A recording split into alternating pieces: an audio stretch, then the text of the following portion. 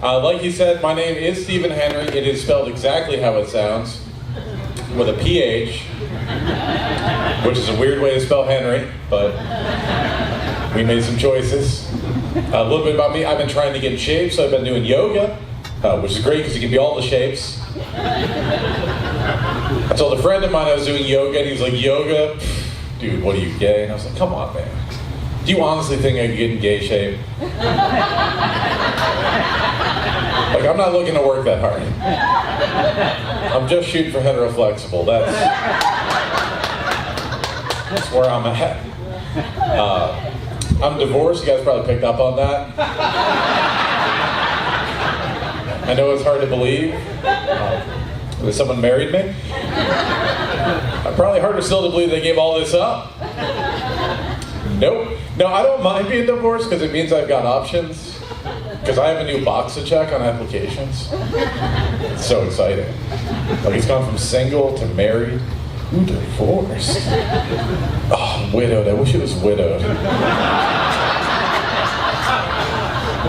Next time. I could kind of tell we were going to get divorced because before we did, we were fooling around being polyamorous, being swingers. She got a huge head start, though. Like, she put up some numbers. I mean, and so I've been dating now, which I've been told is fun. It's not been my experience. People talk about dating, talk about having types.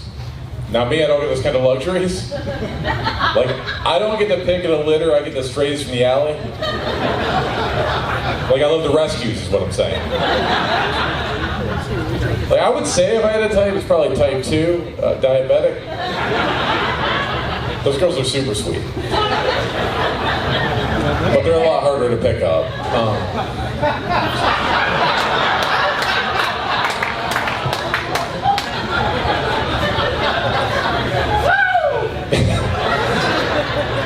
All right.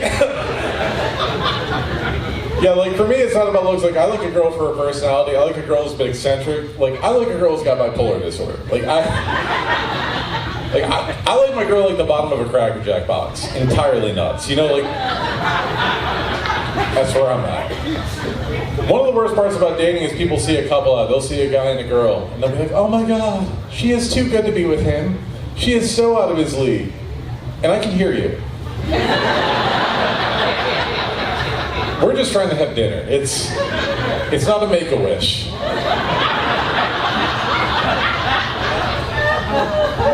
I get it. My situation's unique. I'm dating this girl, and she's a smoking hot senior citizen. It's a discount either way. Either way, I don't have to meet her parents.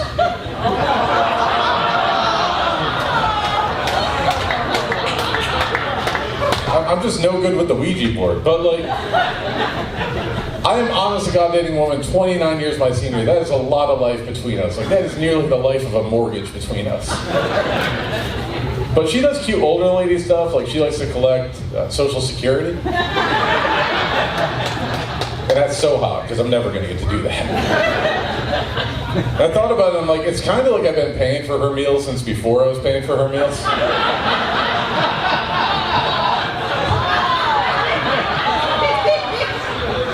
You all have, so thank you. It's a team effort. So back before the plague, I took a trip to New York. I went exactly for the reason you think. I want to try Chinese food from the source. I guess that's where they make it. And the food in New York is great, but the people in New York hate hearing how good the food is. Like, I was telling this guy, I was like, oh my God, I went to this Polish restaurant. It was incredible. And he was getting aggravated. He was homeless. I was like, you don't understand, man. It was easily enough to feed 2 people, but I powered through it.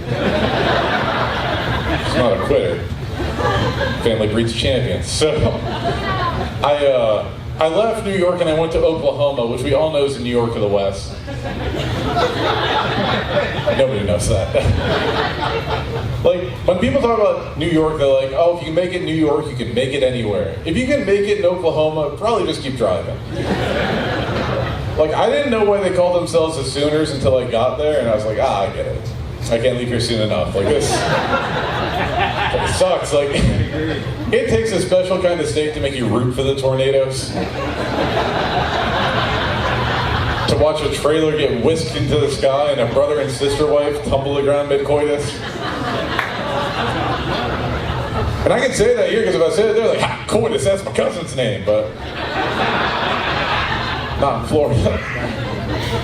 We say the exotic names for the hurricanes here. I think it's weird that if a hurricane kills too many people, we retire the name. Like the name was a problem. Like, well, we're like, clearly no more Irmas. Like, that's, no. But we kind of do the same thing with people.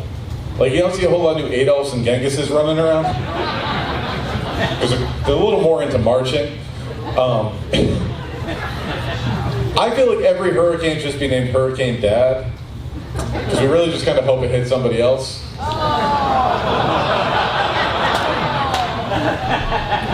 You know what I mean? Like, as a hurricane's working his way up the coast, we don't know where he's going to go. He's got a wild, unpredictable path, like a man who had one too many Jamesons and stepped on a Lego.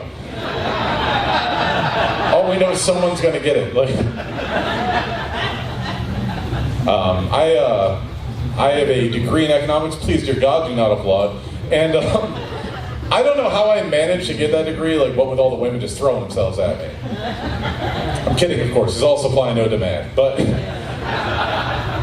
here's what's really fun. I actually have a master's in economics, and in case you're wondering, that is the longest possible path to right here.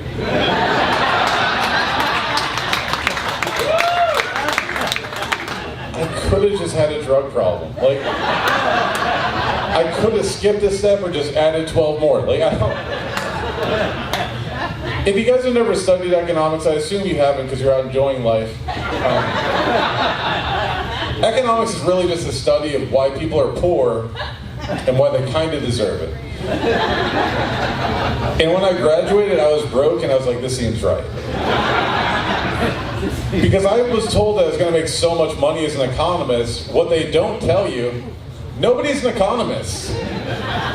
Like, you've never gone to your friend's house, like, oh, what does your dad do for work? He's an economist. Bullcrap, he sells drugs. Like, you know what I mean? I could have just gone to school to be a unicorn butcher. It is so much more practical.